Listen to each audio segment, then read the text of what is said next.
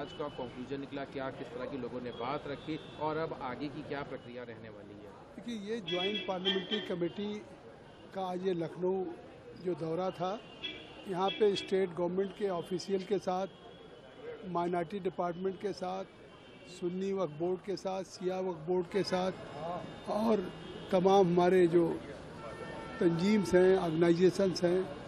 तो उन सब के साथ मिले और मिलने के बाद पूरे दिन सुबह 9 बजे से अभी तक किया है। वो इसलिए हमने कि ये ज्वाइंट पार्लियामेंट्री कमेटी को बिल रिफ़र किया गवर्नमेंट की रिक्वेस्ट पे स्पीकर साहब ने, तो इसकी कंप्रहेंसिव रिपोर्ट हो सके, ज़्यादा से ज़्यादा स्टेक होल्डर से मिल सके, इसीलिए यूपी में चल कर के हम लोग लखनऊ भी आए। इसके पहले बिहार पटना में गए, उसके पहले कोलकाता गए और सब जगहों पे हमने इस रिपोर्ट के संबंध में हमने इस पे व्यूज लिया जो अमेंडमेंट्स हमारे आने वाले हैं। मैं ये कह सकता हूँ कि बहुत अच्छे वातावरण में यूपी में भी हमारे सभी डेलीगेशन मिले, अपने व्यूज लोगों ने दिया, सभी मेंबर ऑफ पार्लियामेंट ने उन बातों को सुना है।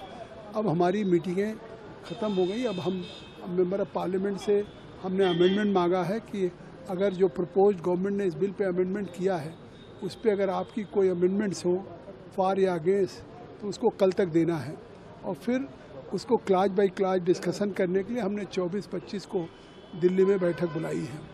तो इस तरह से अब हमारी ये रिपोर्ट जिसको कि हमको इस बजट सेशन में प्रस्तुत करना है और इसका पर्पज केवल ये है कि जो वक्फ का कानून है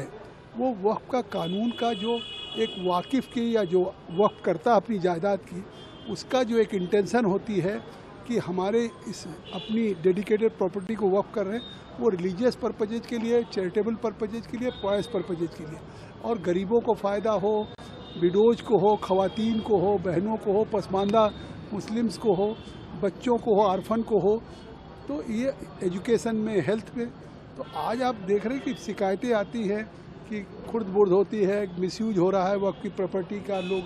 टोली कहीं बेच दे रहे हैं, जबकि वक्फ की प्रॉपर्टी मतलब गॉड के नाम पे होती है, कोई उसका ओनर नहीं रह जाता, उसे कोई बेच नहीं सकता, मिसयूज नहीं कर सकता। तो इसलिए सरकार एक अमेंडमेंट लेकर के आई है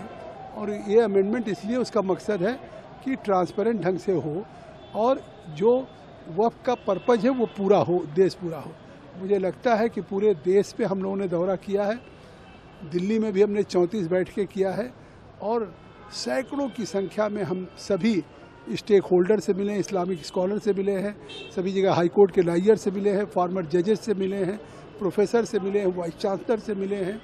और जितनी all India Muslim personal law board से लेकर जमायत उलमा तक, अहले हदीस या ज़कात या तमाम जो फाउंडेशन हैं उन सब के साथ भी बातचीत किया है और मुझे उम्मीद है कि अब 24-25 को हम एक अच्छी सहमति के साथ एक इसके अमेंडमेंट पे रिपोर्ट बना करके हम सबमिट कर देंगे। मेंबर्स का कहना है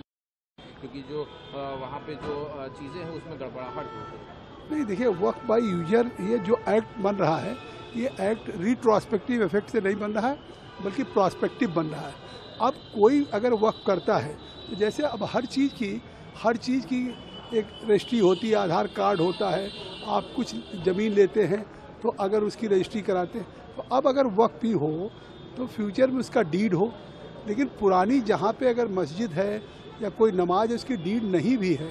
और अगर वहाँ पे इस तरीके का है तो उनको रजिस्ट्रेशन कराना पड़ेगा वक्फ बोर्ड में, वामसी पोर्टल जो गवर्नमेंट ऑफ इंडिया का उस पर अपलोड करना पड़ेगा। अगर वो अपलोड हो जाएगा तो वो रिचुअल रहेगा। अभी आप लोग जा रहे हैं, हमारे कुछ कमेटीज़ के मेंबर्स की राय है तो अब लोग जाएंगे वहाँ दर्शन करेंगे। राम मंदिर भी जाएंगे, हनुमानगढ़ी राम मंदिर जब वहाँ जा रहे हैं तो इसी दर्शन के लिए जा रहे हैं।